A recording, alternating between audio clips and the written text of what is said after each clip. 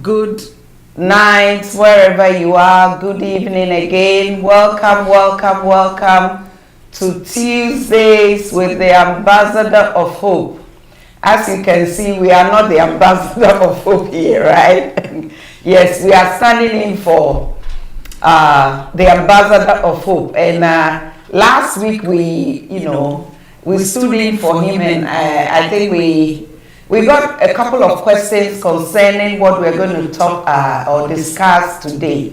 And so today, if you've tuned in, I want to encourage you to share to your friends, share to your families, share to everyone you know. And I believe that today's discussion, today's conversation will be worth your time. And so please pick up your device and share. I'm sharing mine now. Welcome. Douglas, you want to welcome people? Welcome, good morning, good afternoon, good evening from wherever in the world you're watching us for. This is Tuesdays with the Ambassador of Hope. And like Mommy has already said, we are not the Ambassador of Hope. We're just filling bigger shoes. That's why three of us have to be here, because those shoes are really big. I mean, four of us. There's someone who's joining us, a special guest. But we're welcoming you all Tuesdays with the Ambassador of Hope. As Mommy has always been telling us, if it's worth hearing, if it's worth watching, then it's worth sharing. So share it with someone, make sure someone joins us. We have an interesting conversation today, and you don't want to miss it. So just share. Next. I mean, I have nothing else to say other than to share.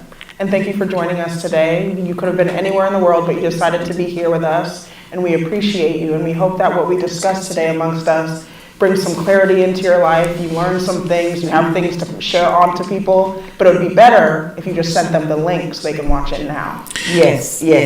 I'm going to attempt to do what Bishop does. So good evening, Honorable Nana Nimo. Good evening. Anita, how are you doing today? We can say Festus Chumesi. On the line, yeah. We can see Minister Yvonne. She says, good evening, Minister Yvonne. Just continue to share. Just continue to, get ready to be engaged. Just continue to, make your questions available for us. We're going to have an interesting conversations. We're going to talk about a lot of things today, and you just don't want to miss it. Yeah, I love the game. I love sports, and you know that I love tennis a lot, and I also like track and field.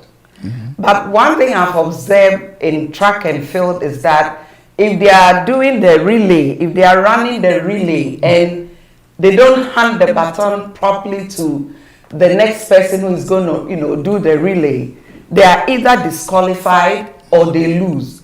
So it's important that as older generations, we hand over the baton to the younger generation in the right way. And so this is something that we are going to discuss. I know that we are not going to exhaust everything with regards to this subject, but I believe that it's going to start something. We don't know. We may even continue. Who knows? And I have with me from New Jersey, Pastor Asma is with us here too. Pastor Asma is with us from all the way from New Jersey. So welcome, Pastor Asma. Welcome. Good evening. It's good to have you. Thank you, Mommy. It's good to see all of you. Mommy, you look great. Thank you. And good evening. Thank you. Baglas. It's good to be here. And Baglas said that we are filling in a big shoe, and he mentioned 4 shoes. And even with our 4, all of us together in that one shoe, there's still room for more shoes feet to fit in. It's a big shoe to fit. So, but it's exciting to be here, and I'm excited to share in this conversation. It's going to be a lot of fun, and I'm looking forward to it. And yes, I'm also for creating a platform for us. Yes. And I'm also excited because, like I said, it's very important that we hand over the baton to the next generation. And sometimes, for me, I feel like the older generation don't really understand the younger generation. in some things that they do or they say. And I also feel that I feel that the younger generation also don't understand us when they are doing something, how we approach it, and sometimes it all comes down to where, we've been brought up, where we, all those things come to play. So this evening, this is what we're going to talk about. We're going to endeavor to, sort of bridge the gap between the younger and the older generation. So that is something that we're going to do. Do you think it's a good discussion? Will be a good discussion today? Yeah, I think it's going to be a very good discussion, like you said, bridging the generational divide. And like you rightly said, sometimes the one of the things that happens between generations are the gaps. And I'm glad that we're going this tangent because it gives us the opportunity to look at the gaps that exist. We cannot treat them as though they don't exist. But once we come to the realization that they truly exist and we find ways to meet each other halfway, I think that it gives the opportunity for us to grow. And for me, it's also very important because we need of a necessity, we need the input of the older generation because of, you've lived life, you've had experiences, you know things that we obviously don't know. So we're looking forward to gleaning and learning from the older generation. And you see, when you read the Bible, the Lord has always revealed himself as a God of generations. God, he said that I am the God of Abraham, God of Isaac, and the God of Jacob. So it's very, very important that we understand that, one generation will come and go and another generation will take over. So wherever you find yourself, you are not going to be there forever. So whatever you think will help the next generation, as the older generation must learn to impact into the younger generation. So Pastor, what do you have to say about this? Mommy, you said it right and nailed it right on it. God is a transgenerational God, and He's always looked into generations. And I know sometimes when we read the Bible and we come through, we come over when they are mentioned genealogies, we don't like it because you hear this one begat this one begat this, begat, and then it goes on and on and on. But there's a reason for it. It gives us that understanding that indeed God is interested in generations. He's interested in passing on, for whatever He's doing to another generation. And so for each season, each moment, all of us just play a role in God's agenda. The generational thing makes us know that you play some part in God's big agenda, His covenant. Like Mami mentioned, he's a God of Abraham, and then continued, said to Isaac, reminded Isaac, I'm the God of your father Abraham. Said to Jacob, I'm the God of your father Abraham, Isaac. And then even Moses, when God introduced himself to him on the, at that burning bush, he said that I'm the God of your fathers. After 400 years, it goes on and on and on and on. And so it's important for us to understand that this thing has always been there. This generational thing is a God thing, and it's a good thing. The problem is how we navigate, how we manage the in-betweens, how we deal from the older generation to the younger generation, and that gap is always going to be there. Remember Solomon, when with all the things that he did. I don't know, sometimes I think about him. The guy is wild. How do you manage 1,000 women?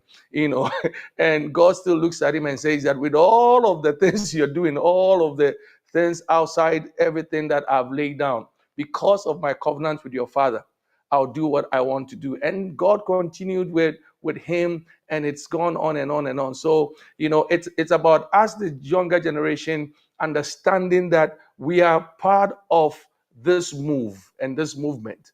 Our role in that generational journey would help us. And same thing with the older one, that we are not going to be here forever, and that there are other ones coming in. So like we said, that understanding is the reason we are here. How do we manage it? And especially in this 21st century where social media has taken on over our world. and then, older folks, we don't know how to navigate ourselves, through the gadgets. But then how does that separate us or make us or bring us together? And I think it's an important discussion. I can't wait to hear what Nikki and Douglas and the younger generation. I don't know. Actually, Mami, I don't know. So where am I? Am I in the younger generation or in the older generation? You are in the older generation. You are over 50. So you are in the older generation. And rightly said, thank you so much, Pastor. And I believe that where there is, generational discontinuity, there is weakness. Yeah. So it's important for us to, try and bridge the gap between the younger generation and the older generation. So, Nikki, what are some of the things that would help us bridge the gap? Well, first, being open to bridging the gap. I think that's what starts with it completely, because if I'm coming to try to give you information and you only want me to receive the information, then it can never go anywhere. So I feel like first is genuinely being open to things that you may not understand or things that are a certain way for you and are not for me. So I think just the openness first. What would you say? Yes, I think it's a good start, because if you are giving me information and I'm not open to the information, I can't receive the information. So openness is very important. Openness is key. So and sometimes, I'm speaking for the older generation, and sometimes we as the older generation sometimes can be closed. Sometimes. Yes. I mean, most of the time. Yeah, most of the time. Yeah. Yeah, well, yes. We can be close, and it's like, no, I don't want to hear anything. This is what I know, this is what I believe is right, and that's the route to go. But we have to be open. And I also think that even with my generation, I would say, because I'm not young anymore, I was even my younger brother's generation too, they go through information very quickly. Yeah. Because his generation is the generation that's grown up with internet their entire lives. Yeah. I got internet when I was very young, but I kind of know life without it a little bit. So they are used to having all the information they could ever want at the palm of their hands. So they're more receptive to learning things and changing their minds about things and things of that nature versus even my age and beyond. So yes, being receptive to getting new information. Yeah, so being open is very, very, very important. Being open. What do you think? Yeah, I think the openness is, like I said, it gives us the idea that we are aware of the gaps that are available. And then that becomes the bedrock of any work that we're going to do, whether it's via conversation, whether it's via training, mentorship, all that will fall on the bedrock of the fact that we are open to having that conversation. Yes. I think to add to what Nikki said, I think for my generation, one of the things that we also need to, we want the older generation to know is that two things can be true at the same time, right? We don't have to leave what we know or what we believe to just hold on to what you know based on your experiences. But to a larger extent, information has grown, it's involved and everything, and so two things can be true at the same time. I feel like sometimes that's where the struggle is, because you want it your way and we want it our way, but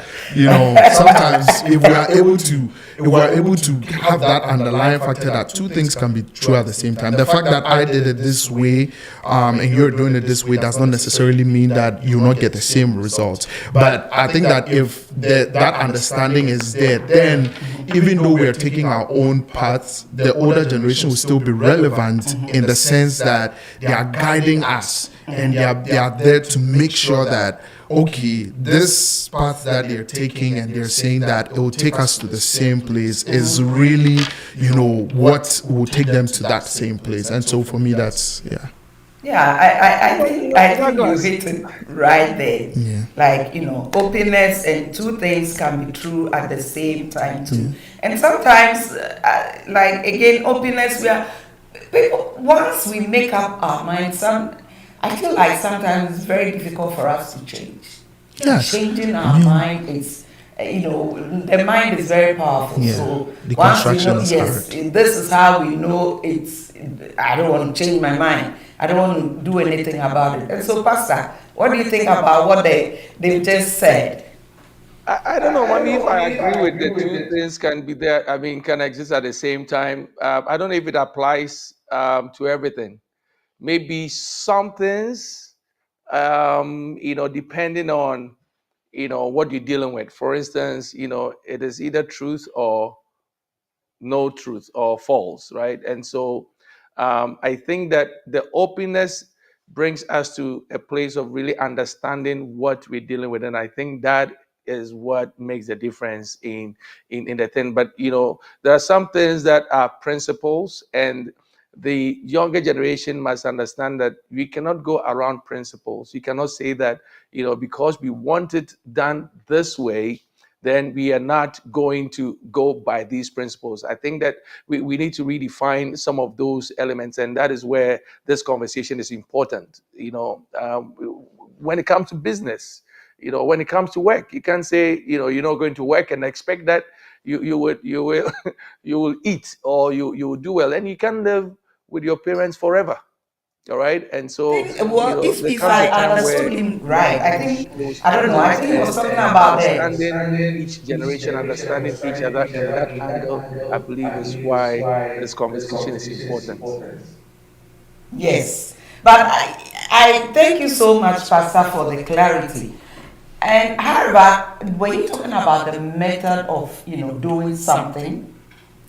Not the method. It was just open. Like, and I agree with Pastor Asma 100% that principles are principles. For that, like when we talk about the principles and all that, but also looking at sometimes just the way of life. Sometimes just, especially when you're dealing with, like parents, it's like sometimes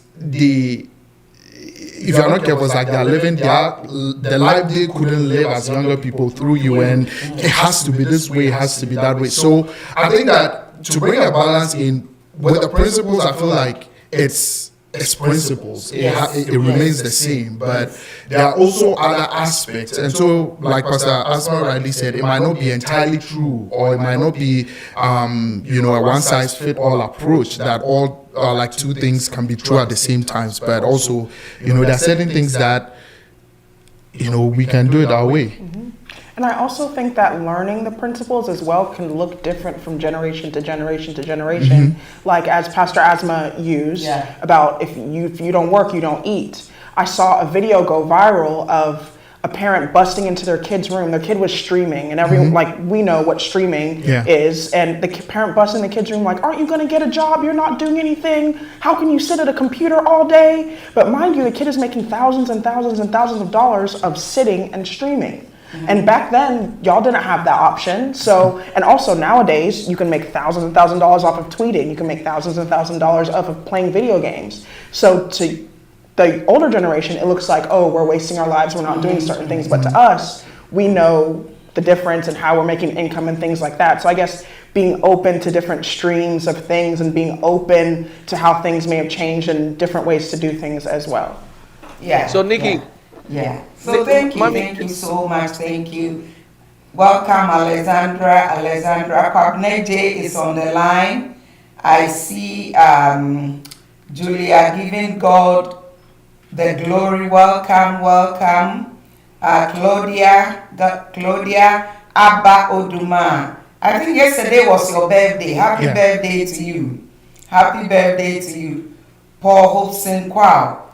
Is it Uncle Paul? Good to welcome Uncle Paul. Welcome. Jennifer is on the line. Please pick up your device and share. This is very interesting. This is very engaging. Pastor, what do you think the older generation, the younger generation should know, as the older generation?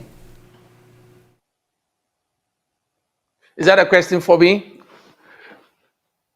Mommy, can you go over the question again? Oh, I said that. What do you think the younger, as an older generation, what do you think the younger ones should know that will help them? I think that the younger generation have to understand that we want them to do well. It's about their welfare. We want them to do better than we did, and so Nikki made a very important point about making money whilst, on in your room, on a tablet and all of that. What is missing is the communication. And I think that if you relay that information to your parent that, hey, this is the job I'm doing, this is what I'm doing, I think that it leaves all of these screaming and shouting because we don't know. Genuinely, we don't know. We want to find out why you are in your room for 12 straight hours and you're on your laptop. You're making money, but how do we know you are making money, right? And so that is the piece that we want you to understand, that it's not that we just come into your room, we bump into you, we are screaming, you are not doing anything, you are lazy. We need the feedback, because as parents, our interest, or your interest, your well-being is our heart. It is the heart desire of every parent. And so the younger generation understand this. We love you. We want you to do better than us. We want you to go to places that we could never go. And so in pushing you, it is not that we don't like you, it is that we are just putting everything that we can at your disposal.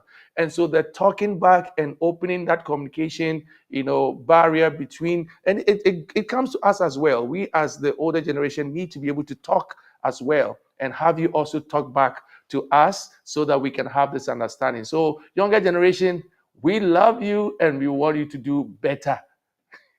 Thank you, Pastor. Yes, we love you and we want you to do better, but communicate, talk to us. Let us know your plans. Let us know what you're doing.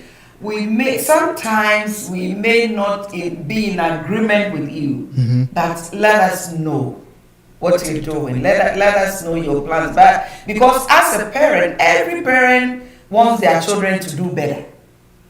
But if you don't communicate, we wouldn't know. And we wish all the best for you, but let us know what you're doing. Let us communicate, talk about it. Your parent may probably have a better idea or a good idea to help you, but if you don't talk about it, if you think your mom or your dad is old school, so he or she doesn't know anything, you may find out that he or she probably knows something that will help you. I have a question here. Michelle, I don't know if you can. It's Paul said. Oh, I have it. I can read it. It says that, what do you do when, as a person of the older generation, you bend backwards to understand the younger generation and give them the benefit of the doubt? However, the younger generation are not willing to understand the older generation. What do you do as a person who is in the older generation? Okay, well, the first thing that came out to me is, what do you mean not willing to understand? Do you just change your approach of how you're trying to feed them that information? It's like, I'm thinking about like a baby, or when you want to give like an animal a tablet, sometimes you have to put the medicine in the sweet thing, or the thing that someone likes. So figure out how you're feeding them that information and change it and make it more appealing to them, or make it something that they care about or want to actually do. So that's what I would say. Well, is it maybe the older generation has said it once, twice, 3 times, 4 times, 5 times, and they are not getting it? Yeah, I think that sometimes with communication, sometimes the older generation will have to, go through the painstaking process of speaking a language that we understand.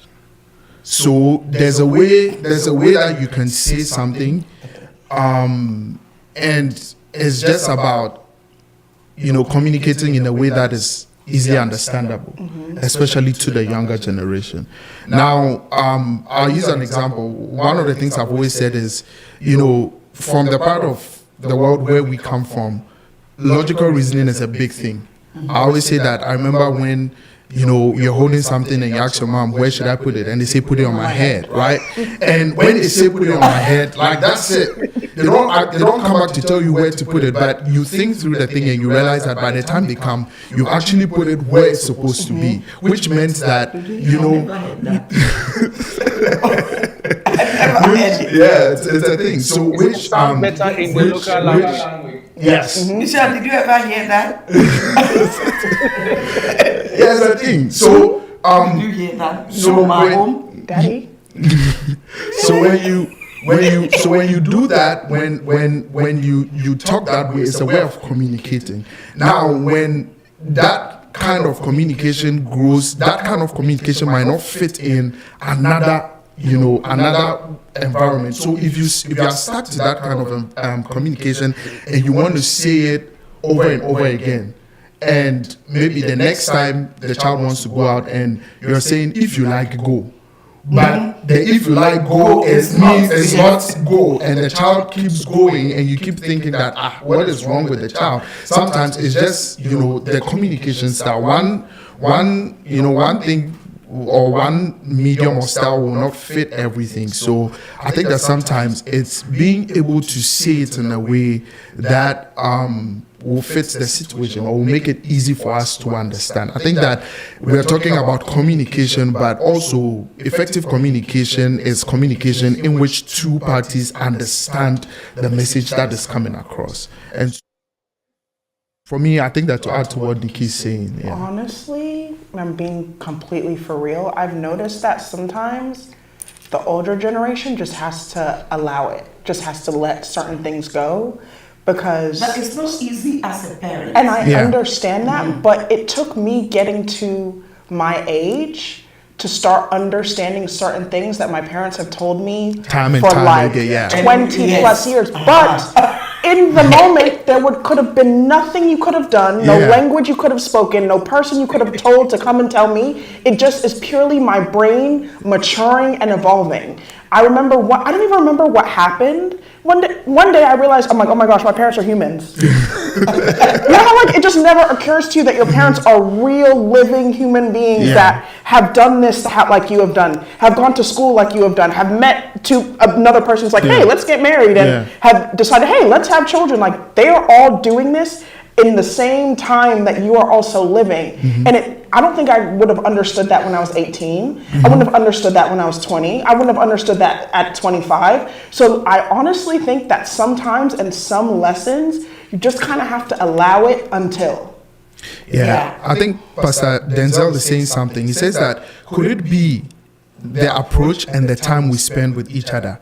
And he says that I believe our generation, we the Gen Zs, wants less rhetorics or parables, but direct and clear approach, but in a very soft approach. I think that direct and clear and a very soft. So but that's the thing. You can be direct, you can be soft at the same time. Okay, so Nikki, I don't know how to do that. Okay, so Nikki, let's say, I want to tell you to do something. How is my approach? Do you want me to be honest? Yes.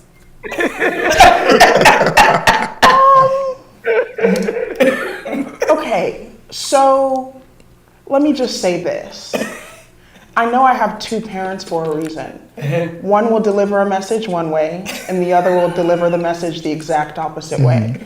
One can be the harsh, direct one, and one can be the kind one that like speaks in parables and lets me do the thinking. I have one parent that will explain the process to me, but when it comes to the decision, they will let me make the decision.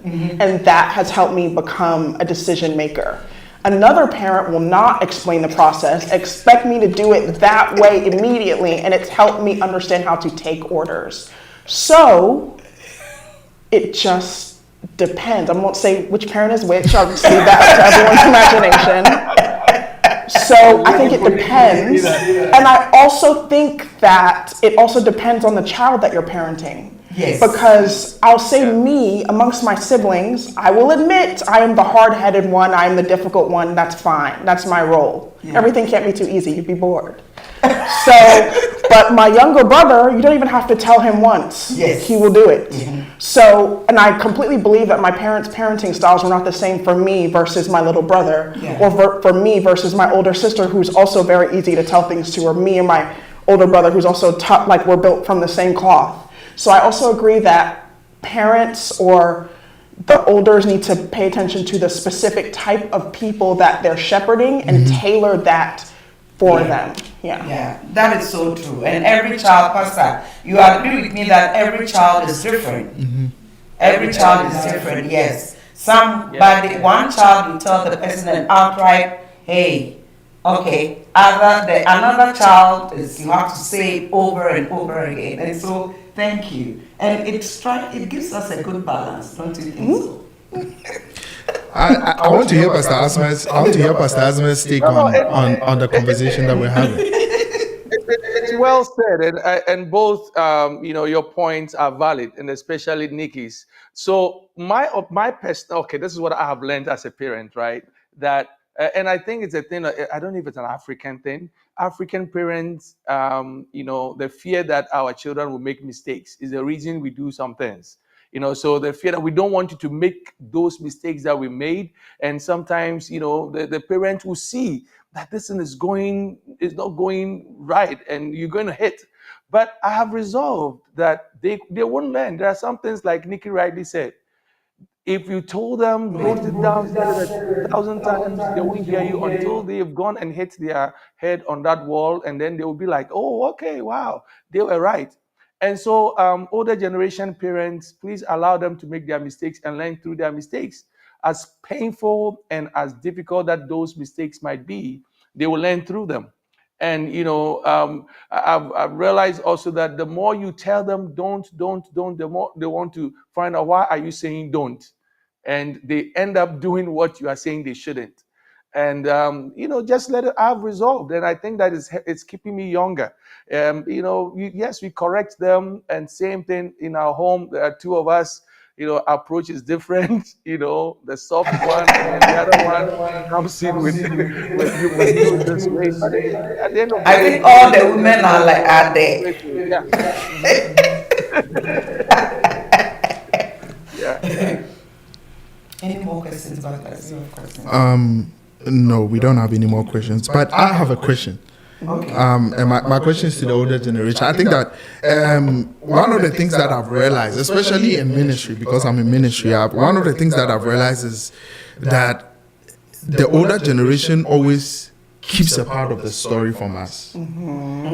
Anytime they are sharing the story, there's a part of the story that they keep. And Pastor Asma, maybe you be the right person, or mommy, but I want to ask why. Why do you think they keep? No, what makes you think they are not telling you the whole story? Oh, because sometimes, when they tell you the story and you do the math, you realize that there's a portion that's out. But some people, sometimes you even think that you know the whole story, but another time you're hearing the story, there's a part that you didn't get. Well, is it because maybe at the older generation might feel that you are not ready in a place to take all the story yet? You understand me? Yeah. So they release the story to you little by little. I totally believe in telling your story to the younger generation, because it's very important that the younger generation, learn from our story. Because there are some things that I see my daughter do, and it reminds me of me. And I don't want her to take that path. So I come and I tell her the story, my story. But as to whether she will believe it or take that story is entirely up to her. But I tell her the story. But I also think that sometimes the older generation leader doesn't want to release the whole thing to you, because he probably thinks you might not be able to handle the whole thing. So, Pastor. Mommy, you are absolutely right. And, the world is changing now. I was reading some statistics that really shocked me the other time, that says that in this generation, a 5-year-old knows 75% of all the things they would learn. And I was shocked. Like 5 years, 75%, what are you talking about? But then they prove that everything is out there for them, that they can grab and they can get. But we as parents physically living with the child know that, there are some things that would come with time. Some details, for instance, at what age do I tell you about mistakes that I made in relationships? Okay, the parents want to weigh in, okay, are you ready for relationships? And so it's about the timing. However, the younger generation feel like, no, I want to know now. And the unfortunate thing is, especially for those of us who are ministers, and I've learned it, my children have told me, when they go home and they're like, huh?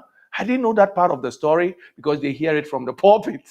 And they're like, you didn't tell us? And then they hear it. But then we just want to protect how much you carry, how much you take with you, right? And so remember of the love that the parents has for you, and the care they have for you. There are some things that it would come eventually. And so just be patient with us. If you haven't heard it yet, it will come. If we haven't told you the full story, very soon the full story will come by itself, or you get to know. And also, don't be afraid to ask us. All right. If we are not coming through, you realize that there's a missing link, something is not adding up. We talked about communication earlier. Be open. Come to your parents. Go to the older generation, and then ask them, okay, what about this? What did you mean by this? What happened to you? And one of the things that is helping me right now in our church is the conversation we've been having with Gen Next. It's going so well. So Eunice and I have created this forum where we sit down and then they ask us questions, and sometimes they really put you on the spot, and you have to speak the truth and be vulnerable, right? And so you would never, Daddy always says it, you will not receive an information that you haven't asked for. Until you ask, you will not receive it. So don't be afraid to ask us. But if you haven't heard it from us yet, not that we are hiding it, it's going to come. Trust us, we will tell you. I think that parents have to be mindful that we're getting the information anyway. Mm-hmm. If you open Twitter and scroll Twitter, people are giving their experience, sharing their stories, sharing their opinions. Open Instagram, same thing. TikTok, same thing. But we're constantly we're constantly being fed information, and that information informs our decisions, mm-hmm. It informs our opinions, it informs our beliefs. So I think it's wise to get in on the ground level and get in quickly before we can form those beliefs, because it's easier to program something mm-hmm. than to deprogram something and then program it again. And once it's shaped, it becomes very, very difficult. And to add to what Nikki was saying, even when it comes to like church, mm-hmm. There are a lot of things that people are consuming online. Yeah. A lot. Mm-hmm. And so even for some of these conversations, being able to, especially for the Gen X, like being able to have programs to talk about some of these things, because again, like Nikki is saying, if we are not teaching them, they are learning it elsewhere. And as to, if we are doing the teaching, then we are able to, streamline. We are able to streamline it. If not, then it becomes very difficult. Mm-hmm. So we have to understand that it's time sensitive, but we also don't want to throw away the fact that the information is out there. People are putting their whole lives on social media. People, whether marriages, whether pastors, and so, like Nikki is saying, there might be an information that probably you might feel like we are not ready for it now, but we have that information from someone else's perspective already because of the generation that we find ourselves in. I think that in your generation, you didn't have maternity photo shoots, but now, it's something that we do. We even have gender reveals now. Gender reveals, like all that. Yeah, it's so, which, the first time I heard, I'm like, what? Yeah, so the information is there. I think you're right. Mm-hmm. Nikki, the question. I have a question from Uncle Ben, and it's specifically for me, and we'll see why. It says, Nikki, at what age should a parent kick a grown-up from the home if you're not listening?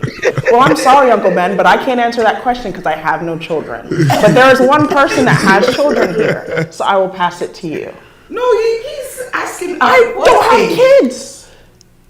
I personally, maybe from my personal experiences, I don't believe that you kick out a child at 18. A child is still a child at 18. No, but you said that if the child is not listening. Okay, so to what level are they not listening? Like, are they just not cleaning their room? Are they getting arrested? Are they being rude towards you? Are they disrupting the balance and harmony in the home? Like, not listening is a lot of different levels, and I feel like you approach things differently. I feel like first you always try to correct 1, 2, 3 times. If you can't correct 3 times, then kick them out, I guess. I don't Well, know. I mean, your child is your child, though. And again, as a parent, like we said from the beginning, we always want the best for you. And so it becomes difficult as a parent when you tell your child to do something. You said it several times and the child is not getting it. But I don't know. For me, I don't know.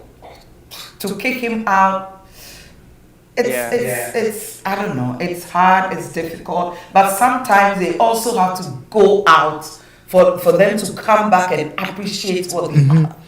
Yeah, I think to add to what Mami is saying, like you rightly said from the beginning, there are certain things that no matter how they say it at certain points in time, it will not make sense to you.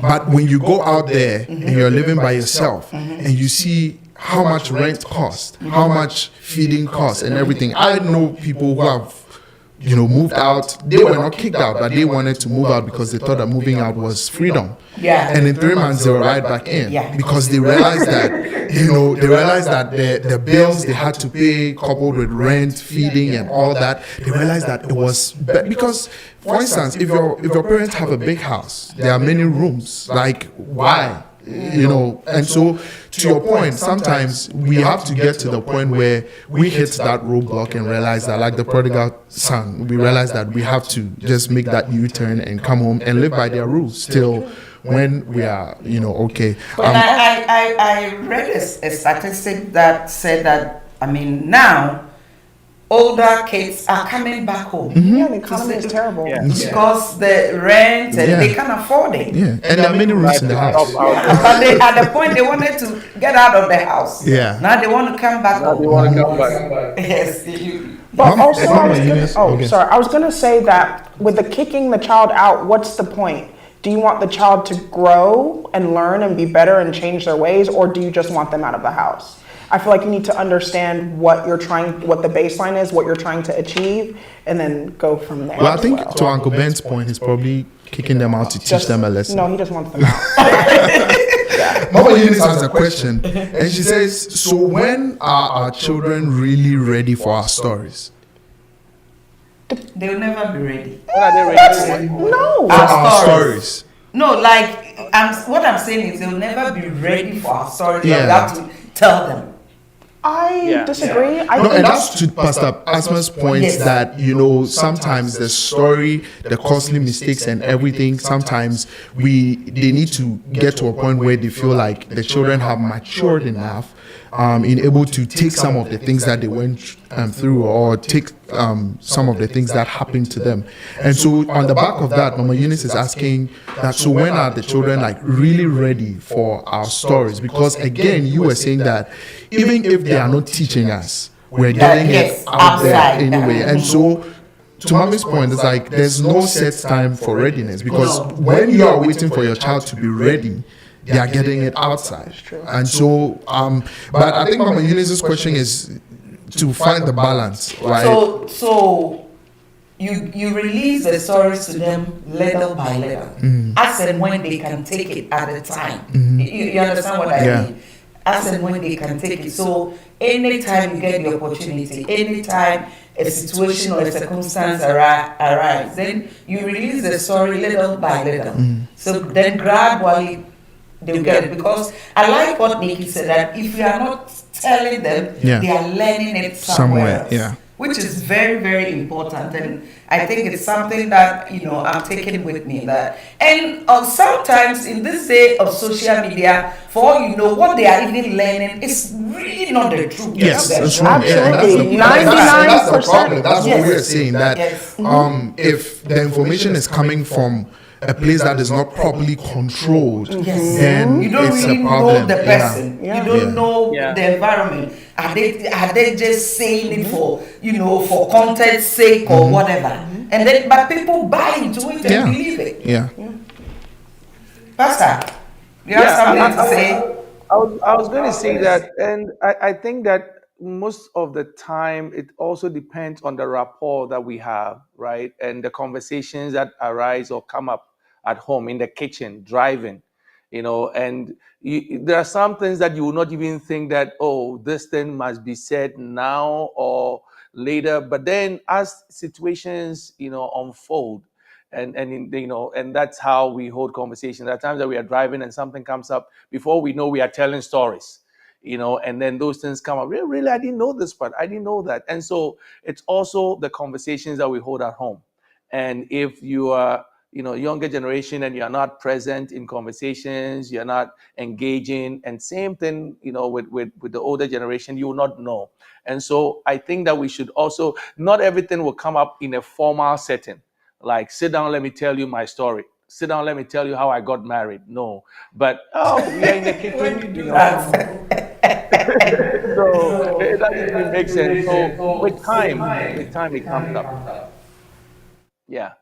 That's what I think. I want you to read Denzel's. Okay, so Pastor Denzel says that, Mommy, could it also be that we as adults are so afraid of being vulnerable because we do not want our children to lose the hero status we have so perfectly presented to them, and that hinders effective communication? Yeah, I think to a degree, to a part, yes, because every child, believes that their parents are, heroes. Yeah, millionaires. I remember I was talking to a mom some time back, and the mom was at, her daughter's throat. She doesn't learn, your grades are, I'm like, but you, when you were in school, you were terrible. So, have you told? So I was comparing her, and with her daughter, I know she wants the best. She wasn't good at school, but she wants the best for her daughter. But her daughter at that time was trying. Mm-hmm. But I just compared the mom to her daughter, and her daughter felt that her mom was a hero. She never told her daughter that I was really bad at math or whatever. And so I told her, just tell your daughter that you were not the best in that subject. And I see that your daughter is also going through the same thing. Yeah. So let her know and encourage her to do, it wasn't your best, but you don't want her to be like you. So you are encouraging her to, be better. And so sometimes we don't want to be vulnerable, because which it doesn't help the child. But I also think that in showing your vulnerability, you become stronger and you become more hero-like. So when you watch a superhero movie, the whole movie isn't just the superhero beating up the bad guy. It shows you how the superhero became super. And 9 times out of 10, the superhero became super out of some really messed up tragedy, or something like they were thrown into a vat of acid. They went through something that could have almost killed them, but then they rose to beat the odds. It's like when we watch the Olympics and they do those like sad sob stories, like, yes, I grew up in a trailer of 55 people and I had to fight for my breakfast every morning. It makes you attached to that person, therefore you want that person to win more. So I think that you're only doing yourself a disservice by not giving your child the ups and the downs. I totally agree with you, but it's a generational thing. Well, the culture that we come from, they are never vulnerable. Yes. Yes. You understand? Yeah. It's a generational thing. Pastor, do you agree with me? The culture, so African or Ghanaian the parental, culture. No, when I was in school, I got all A's. We were always heroes. Yes, heroes. But it's good for us to be vulnerable. Because sometimes you look at your child and you can tell that everything about you when you were growing up is the same. It's the same. Yeah. It's the same. And sometimes when we meet your mates in town and you mention your nicknames, and we're like, oh. I think Pastor, were you going to say something? Yeah, no. There's a YouTube question. I found a YouTube question. It says that Nicholas want to find out, in terms of finance, I feel like this generation, Gen Z, often tends to assume that dream jobs are the only source of income. What other income streams are there to choose from besides dream jobs? Pastor, can you answer the question? I don't know what dream jobs you're talking about, because every job can be a dream job based on how you put yourself in, what you do with it. And so, to someone, dream job is a six figures. To another person, a dream job can be pumping that gas, but doing that with excitement and with joy because you find fulfillment in it. So it is how you put your heart into that dream, whatever that dream job is. But there are so many ways, especially in this time and age, so many ways of raising or getting it. I didn't realize that there was so much money coming through TikTok until TikTok was shut down, and people really had panic attacks. I didn't realize that these kids were just putting videos up there and making money out of it. But we have to be very open. We have to be smart. It's not just what you did in school, but there is so much in our hands that we can put. I mean, that we can do. Be creative. Think out of the box. If somebody out of creativity could put us right now through media, Facebook has made him one of the richest in the world, the wealthiest in the world. We have it in us. So we need to think out of the box. Don't only get glued into I'm waiting to have or become that doctor before I can say that I'm living my dream life or having my dream job. In every little thing that you have, just give your heart to it and do it well, and you'll be amazed what will come up out of it. For me, the dream job is going to that place and feeling fulfilled, or doing that one thing with joy and knowing that out of this I find fulfillment. And that is what I'll say that dream job should be. As for the other streams of life, there are so many things. Just be creative. Somebody did just squeezed oranges or into a bottle, sealed it, and then made money out of that, became a millionaire, right? And so you think through and put your heart and your mind to something, and you can do it. It's out there. As parents, as older generation too, we must encourage them. If whatever they want to do, we must support them. That is where the tension starts. We don't. I was listening to Lupita, a little one of her podcasts or something, and she was saying that when she was growing up, they thought she was not serious. Mm-hmm. Her aunties will come and tell her, when are you going to be serious with your life? All this acting thing, what is it going to do for you? And so it's all about the generation, the African generation especially. Mm-hmm. We don't understand a lot of things. Yeah. And so when your child, whatever they want to do, let's try and understand them and support them. Mm-hmm. And again, tell our stories of faith to them, our stories of trials, our stories of triumph, and the pain, the mistakes that we did. Because at the end of the day, we don't want them to face the same mistakes. Yeah.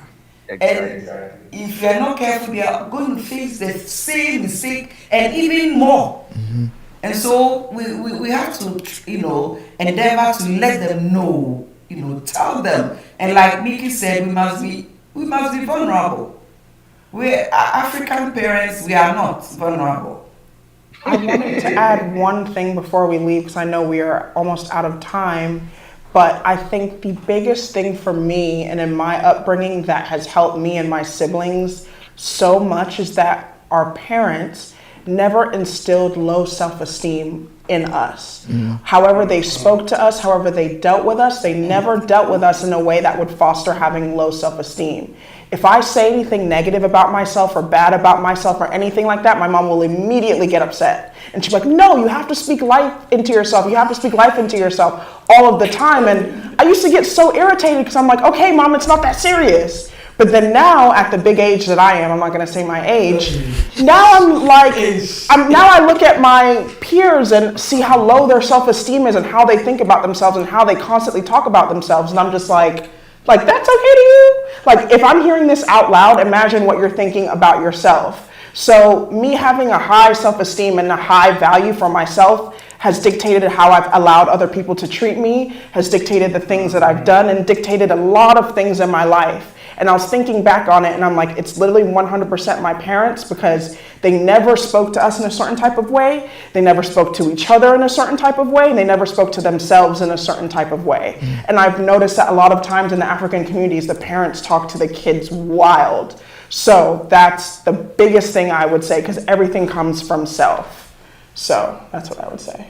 All too soon, our time is up. Time is up. You know, just to tell a younger person watching us that, use, I want you to use us as your history teachers.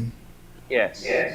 Because so you are not condemned to repeat the past. Use us as our history teachers. If you look at your parents and you don't like where what you see, as it were, they tell you your story. They tell you their stories, where they've come from, how they even got to America, how they even found themselves where they are now. You say to yourself, I'm not going to be like that. I will try and be a better person. So try, as a younger person listening to us, try and use the older generation, for your life, to make your life better.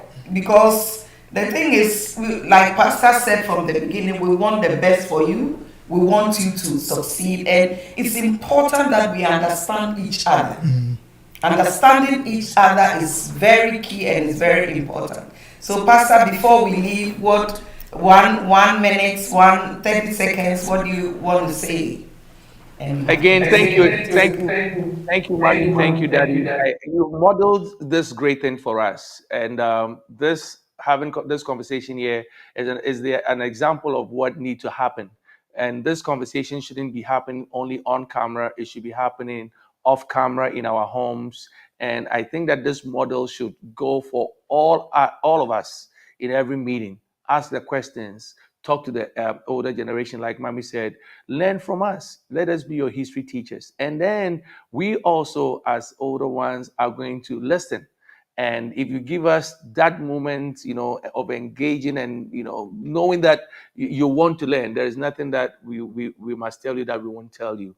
And so it's both ways. It goes both ways. And I like the fact that this is going on. Nikki, this is great. You made some great points. You made it very easy for us. I've learned some few things listening to you. And of course, Vagalas, you really open us up to so many things. And we should do this often. This conversation can go on and on. But we believe in every one of you, and we believe in your dreams. And let's do this together. Vagalas, Nikki. Well, for me, I just want to say thank you to you and Daddy. Like we were saying from the beginning that, being open, and sometimes the openness is there, but the action doesn't follow, right? But I think one of the things that I've learned from, Papa has been how he's giving the young ones around him space to, just to be themselves. When you look at what is happening in Gen Next, we do our own thing. He's just, watching from the top, and he brings us that, guidance, that word when it's necessary. But, it's almost like zero interference. And for me, I think that out of that, we've been able to, some of us have been able to have our callings affirmed. Some of us have been able to realize certain giftings and things that were in us that we didn't even know from the beginning. And having the gift is one thing, but also, having the opportunity to exhibit it is another thing. So I'm particularly very grateful that this conversation is happening. And it's not just happening in a vacuum. It's happening on the back of sure that the next generation is bridged. Like Papa always tell us, he went through the stairs so that we can go through the elevator. And so that's exactly what I'm grateful for. Thank you, Nikki. I said what I had to say before, so I don't have anything. So thank you so much for tuning in, joining us. It's been an amazing conversation. And I believe we are not going to end it here. We are going to continue. We're going to, start these conversations, and we're going to tell our stories, because if we refuse to tell our stories, we suffer generational setbacks. And we don't want to do that. So we're going to tell our stories and be vulnerable. So God bless you. God bless Thank you. you so much. Announcement. So before we go, we just want to appreciate our father, Dr. Frank Ofosu-Appiah, for giving us this platform, this opportunity. We're so much grateful. The pastor's pastor, the leader's leader, and you are not just a man who just says it and carries the title, but you actually show it, and it's very evident.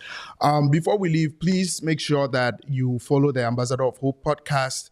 And you also follow our pages on YouTube, on Facebook. Just make sure. And now that we have Pastor Asma here, maybe you just give us 30 seconds. Maximize is coming up. Just give us what to expect. We're getting ready. So Maximize is here. It's going to be amazing. You don't want to miss it. May 29th, Thursday night, Friday night. Is going to take a different format. You don't want to miss that. Wherever you are, please sign in, register. Registration has begun. So we have Thursday, Friday, and Saturday, an all-day workshop with the Ambassador of Hope. And there are so many other pieces to it that you would be blessed with. So sign in and make your way to New Jersey. Make your way to 412 Linden Avenue, House of Restoration.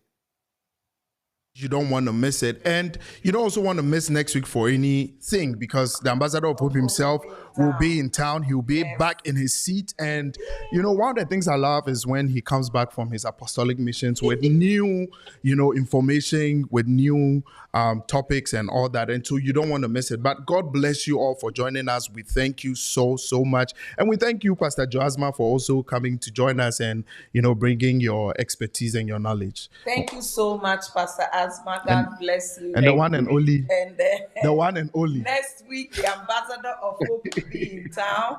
And he's actually on his way home. So next week, you take his seat. And I believe we're going to have a wonderful time. Wonderful series. God bless you. God bless you. Bye. Bye. Bye.